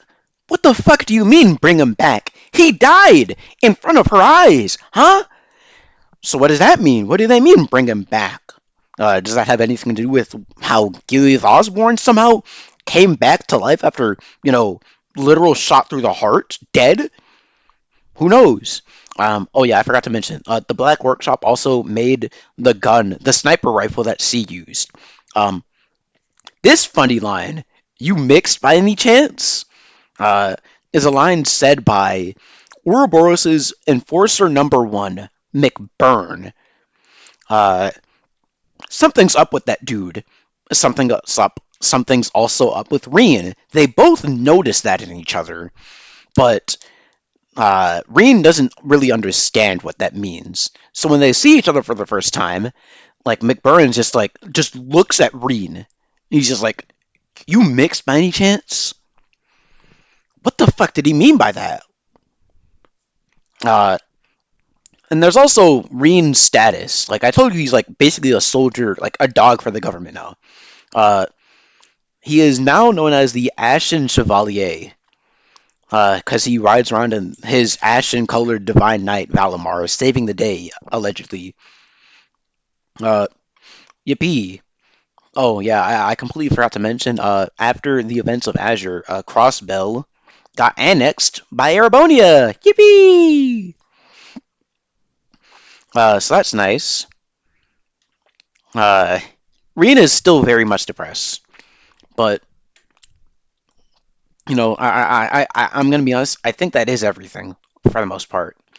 I think that is everything. So like, I guess now is like the best time. If you have any questions, ask away while I take a bite of my second slice of pizza that I never ate. God, my throat hurts. Mm,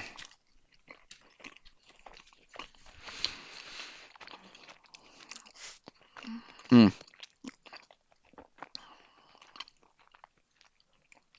Oh my God, my throat hurts, bro. I'm gonna be honest. Oh God, I didn't think I could do this. I did not think I could do this.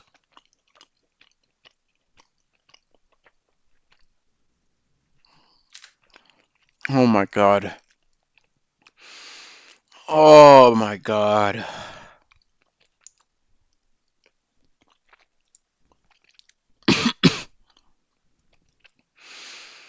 Oh, that took so much out of me. That took so much air out of me. Like, I'm gonna be honest. I think I gotta end stream soon, anyways. But like again, if you have any questions, feel free to ask me on Discord. Damar, you can also ask Emo if you want, because like he's a very big fan of the series. Like, so if you had any questions, you can also ask him. He'll probably be more equipped to answer you than me, because he's played most of the games. I haven't. Mm,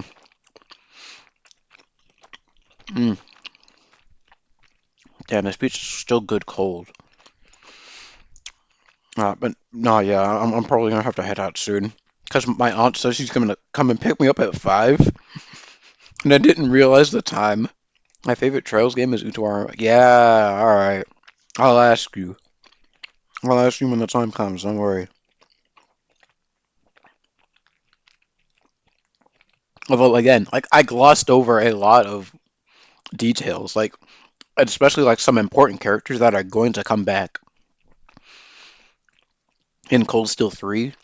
But I mean, like, listen, when I boot up the game, I'm literally just gonna go like main menu. Like, there's a backstory segment that like shows you like, hey, in case you didn't play the previous games, here's what happened. I'm just gonna like go over some of the important characters then and there for like an hour.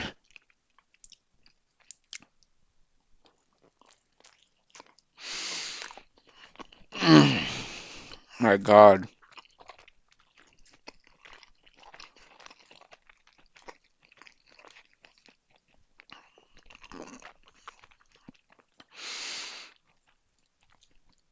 How the hell did I do that? I barely drank any water. Like the whole time I was speaking. I barely stopped to like catch my breath. Uh, uh, that was fun though. I'm glad I got to get that fucking PowerPoint off my chest.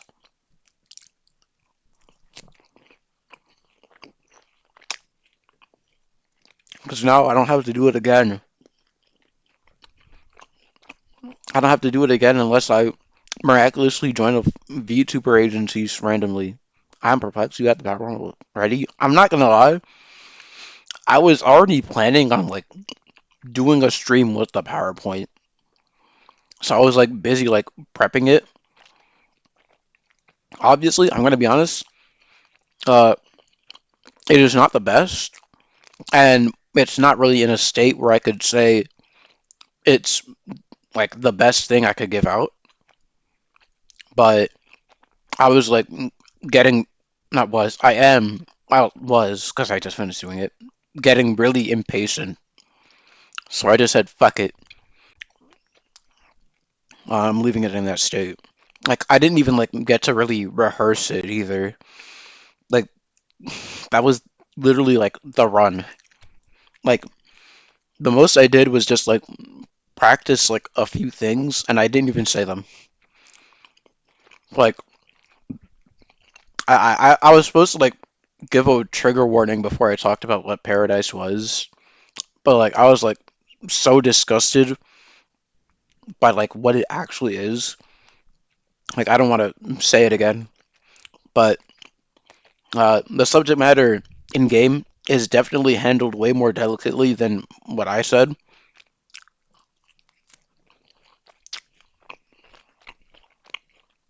So honestly, like in all honesty, like uh like the the part where like you learn about Paradise for the first time, like literally sold me on like my favorite character in the series. Like to this day, like it's crazy. Like the ability this series has to like make you like almost turn like on a fucking dime on certain characters. Mm,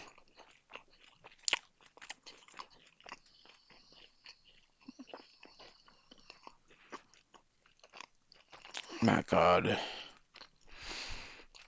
Uh, I'm like winded, bro.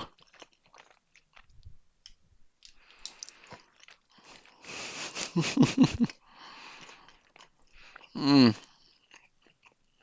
my God. But you know what? I do want to thank you guys for at least temporarily. Did anything cool today? No, not yet. My aunt's taking me out to dinner tonight, like with some of my other aunts, really. So we're gonna be doing that. I mean, besides that, uh, I finished rewatching Oshinoko season one because I knew season two was like dropping today. My God, season two looks so good. Like when I say like like visually alone, it is such a massive step up from the first season. It's crazy. Like, hold on,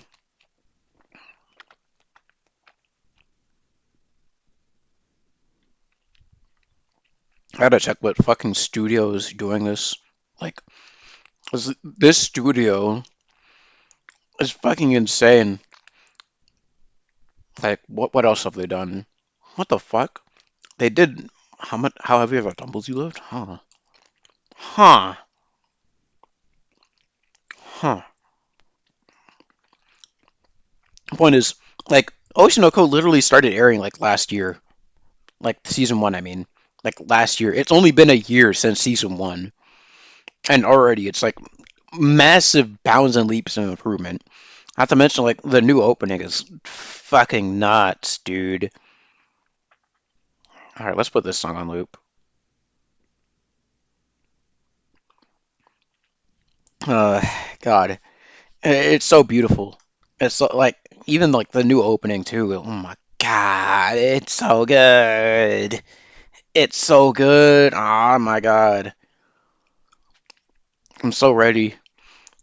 Like another thing, which by the way, same studio.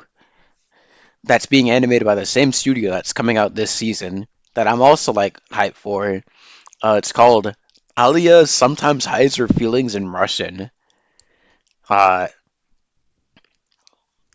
like all I'm saying is real tsundere hours are back. Uh, like real tsundere hours are back. Because like this series, like this guy. No, shut the fuck up about tsundere. You know what? Let me explain. Let me explain, bro. This guy and this girl, they're like sort of friends. And like the girl keeps like saying like, "Ah, you're a fucking loser, weirdo," and then like every so often, like she'll just like randomly like say like, "Ah, but you're such a cutie, ah, dude, haha, want to take a sip of my drink with me, haha," like just in Russian. Uh, oh, that's my phone.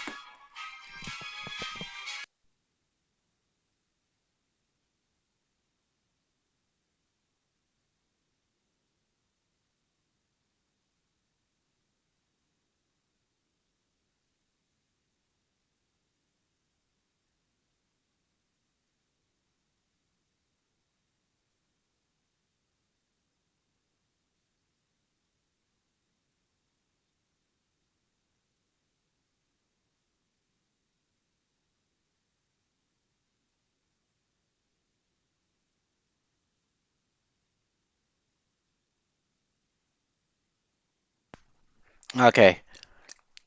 So, anyways, that was just my aunt calling me to make sure I'm getting ready. A few more minutes left. Basically,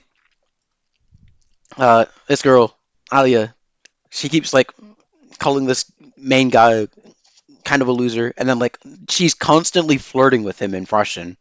And the thing is, the main character guy like understands Russian, like he understands Russian, like, and she has no idea that he like knows what she's saying about him in his face. Like I said, bro, real tsundere hours are back. Real tsundere hours are back. Under that new era of bullshit. Ah man, I'm ready. I'm ready to be this series' strongest soldier, bro. Mm.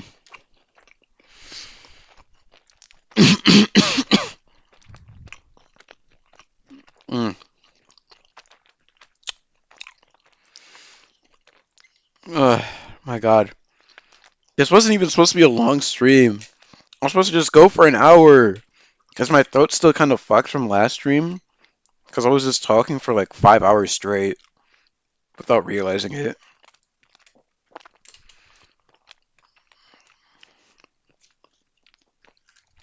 Uh,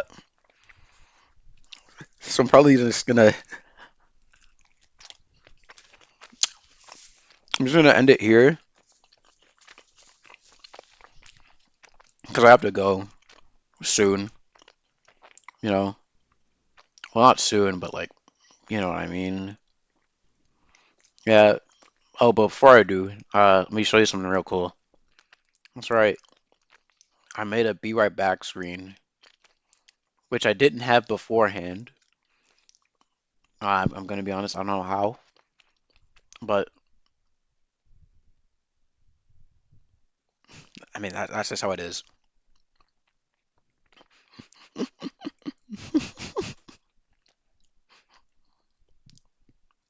Oh, nice. I mean, it's real simple shit. Like I literally just grabbed a video of Xenoblade's title screen from YouTube and then just put text over it, and then I just have like a song from. Actually, the song playing right now is from Charles in the Sky the Third. Like I said, my favorite one in the series. So that's nice. That's nice, you know. I also changed the music in my starting soon screen to something from Trails from Zero that something most people will quite literally never hear. and it's mainly because this is a low health theme that plays when you're at like low health. The thing is, the reason I said you'll probably never hear it is because you're usually never really at low health for long enough in Trails from Zero because you have a character that can like use a skill that like fully heals, well not fully heals, but like heals most of your party, or like if they have full gauge, like they can revive your party. It's a really good song, but like no, you won't hear it for like more than 10 seconds really. Uh, so I changed the starting screen music. Anyways, sorry, let's just move here. Thanks for coming. Uh, hopefully, if I'm not tired enough later, I will stream again. I will stream again later tonight. Uh, it'll probably be like, I mean, hopefully, uh, I mean, I'll probably like be playing stuff like Goose Goose Duck, uh, maybe Crab Game if enough people are down. I got a few people down to play 100% orange juice with me, although I never really set a time for them. I just said, hey, are y'all down to play tomorrow? Yesterday. So we'll probably be playing that. Uh, we might also just like get a chance to talk in VC. It's like, I mean, if you want to come by, you can. Do I know what time it'll be? No. Uh, that's it though. That's the end of the stream. Get out. Thanks for watching, but please get out. Have a better rest of your day. Uh, do you have anyone we can raid? Yeah, rude. Sorry, bro.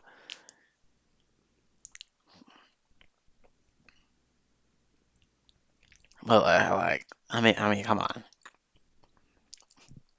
Uh,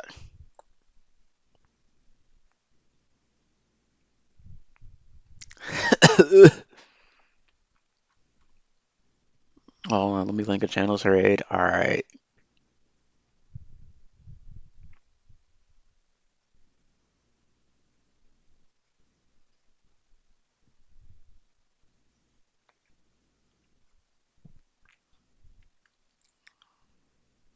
I mean, listen, you don't have to if you don't want to.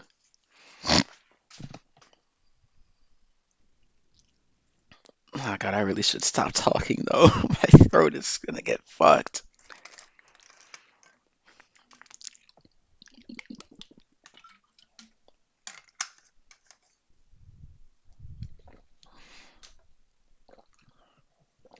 Ah, okay.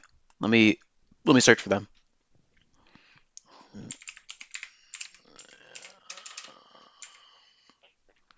Oh, they're playing Princess Maker 3. Uh, yeah, sure, I'll rate them.